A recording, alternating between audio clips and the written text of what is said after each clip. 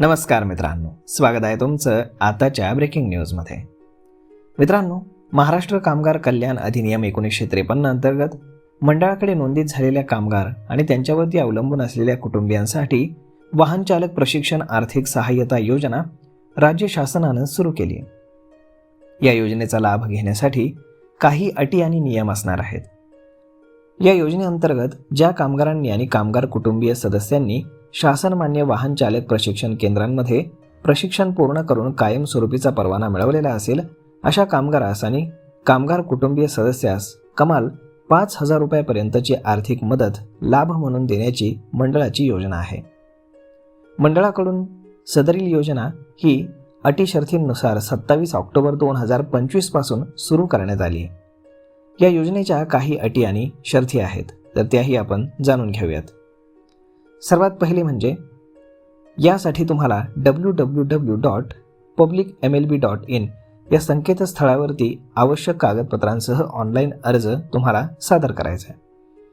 अर्जदार हा महाराष्ट्र कामगार कल्याण मंडळाकडे नोंदी आस्थापनेतील म्हणजेच लेबर आयडेंटिफिकेशन नंबर धारक कामगार किंवा कामगार कुटुंबीय असणं आवश्यक आहे. ऑनलाईन अर्ज सादर करत असताना कामगार किंवा कर्मचाऱ्यांच्या घराजवळील किंवा कामगाराच्या आस्थापनाच्या ठिकाणापासून जवळचं कामगार कल्याण केंद्र तुम्हाला निवडावं लागेल. निवासस्थान असलेला जिल्हा किंवा कामाच्या ठिकाणचा जिल्हा निवडून त्यावरती तुम्ही केंद्र निवडू शकता.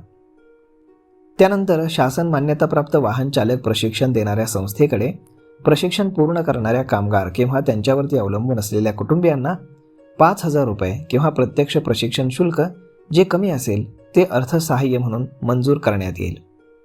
त्यानंतर मोटार वाहन अधिनियमानुसार वाहन चालवण्याचा परवाना मिळवण्यास पात्र असलेल्या कामगार अथवा त्यांच्यावरती अवलंबून असलेल्या व्यक्तींना सदर योजनेचा लाभ हा देण्यात येईल.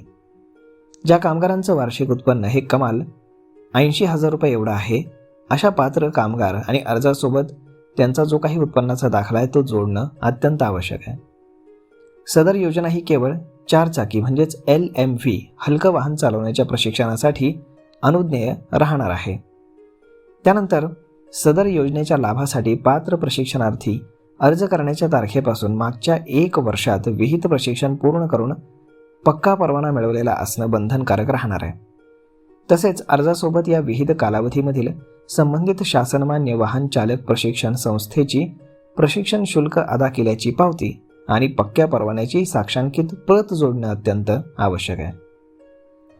त्यानंतर अर्जासोबत कामगार आणि त्यांच्या कुटुंबियांना ओळखीचा पुरावा म्हणून आधार कार्ड, पॅन कार्ड, मतदान कार्ड किंवा पासपोर्ट यापैकी जे काही असेल तर ते वयाचा पुरावा म्हणून जोडावा लागेल.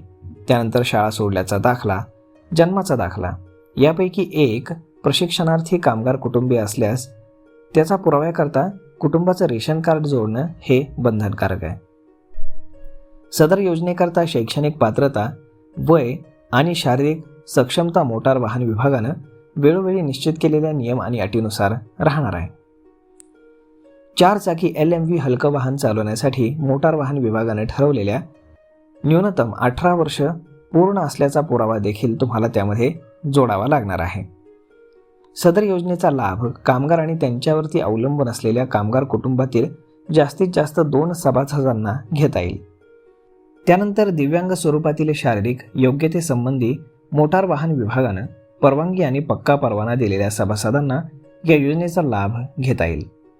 अर्ज मंजूर झाल्यानंतर अर्जदाराला आर्थिक सहाय्याची रक्कम ही NEFTद्वारे अदा करण्यात येईल.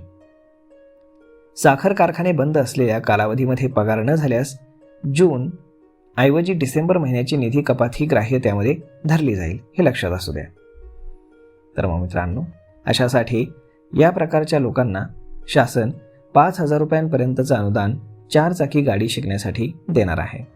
तर यावरती आपण लक्ष ठेवावं आणि आपण जर या योजनेअंतर्गत येत असाल तर आजच अर्ज करावा.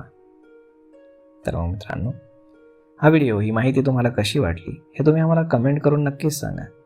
आणि जर आवडली असेल तर आपल्या जवळच्या मित्रमंडळींसोबत देखील हा व्हिडिओ तुम्ही शेअर करायला विसरू नका. धन्यवाद.